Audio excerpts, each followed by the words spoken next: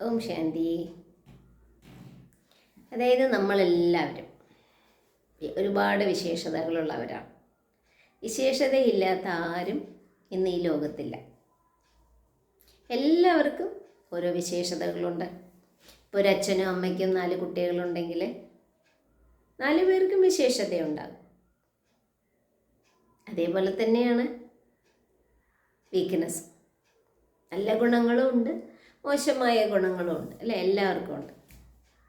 പലപ്പോഴും നമ്മൾ പറയാറുണ്ടല്ലോ, ദേഷ്യപ്പെടേണ്ടാകുന്നുണ്ട്, പക്ഷെ ദേഷ്യപ്പെട്ടു പോകുന്നു, സാഹചര്യം കൊണ്ടാണ് അങ്ങനെയൊക്കെ ആകുന്നത്. പിന്നെ നമ്മളെപ്പോഴും നമ്മളെക്കുറിച്ച് എന്താ ചിന്തിക്കാറ്?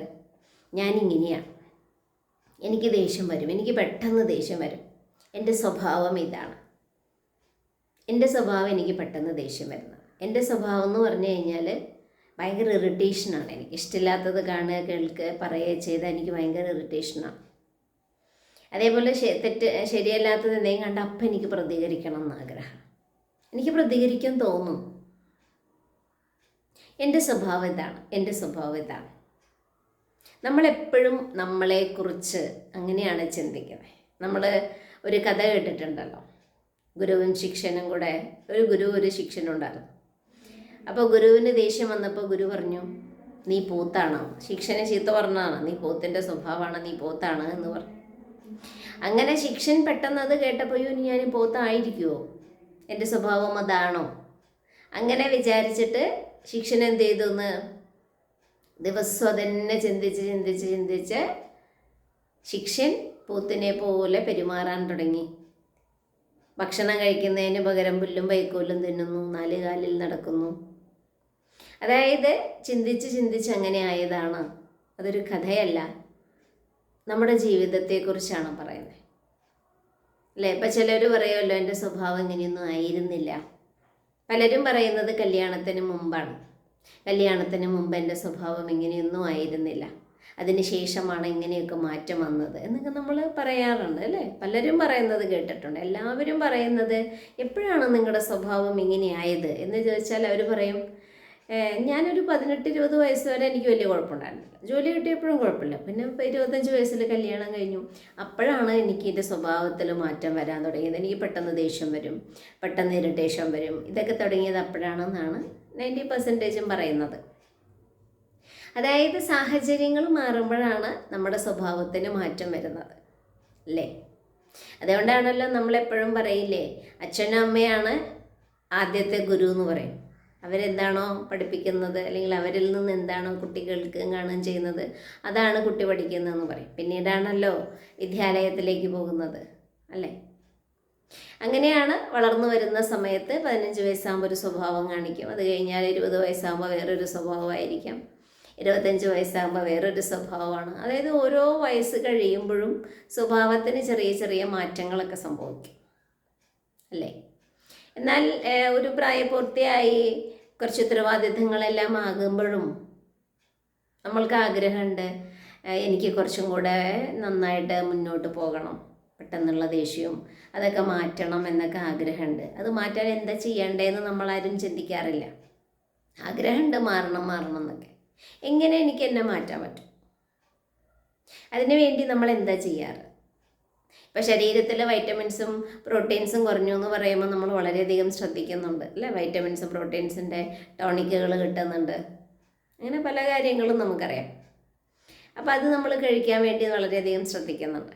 അതേപോലെ തന്നെ നമ്മുടെ ജീവിതത്തിൽ നമ്മൾ ഇഷ്ടപ്പെടുന്ന ഒരു സ്വഭാവം, അല്ലെങ്കിൽ നമ്മൾക്ക് എല്ലാവരുമായിട്ട് അഡ്ജസ്റ്റ് ചെയ്തു പോകാൻ പറ്റുന്ന എല്ലാ സാഹചര്യങ്ങളിലും നമുക്ക് ഒരു ലിമിറ്റ് വെച്ചിട്ടൊരു അഡ്ജസ്റ്റ്മെൻറ്റ് നമുക്ക് ആവശ്യമാണ്, അല്ലേ? അപ്പോൾ അങ്ങനെ പോകാൻ സാധിക്കുന്ന, അല്ലെങ്കിൽ അങ്ങനെ സാധിക്കാൻ വേണ്ടി എന്താണ് ടിപ്സ്?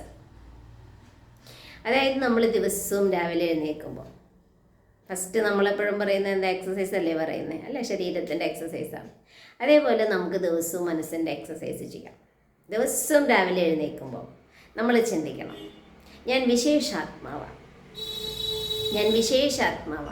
എന്നിൽ ഒരുപാട് വിശേഷതകളുണ്ട്, എനിക്കെല്ലാവരെയും സ്നേഹിക്കാനുള്ള വിശേഷതയുണ്ട്.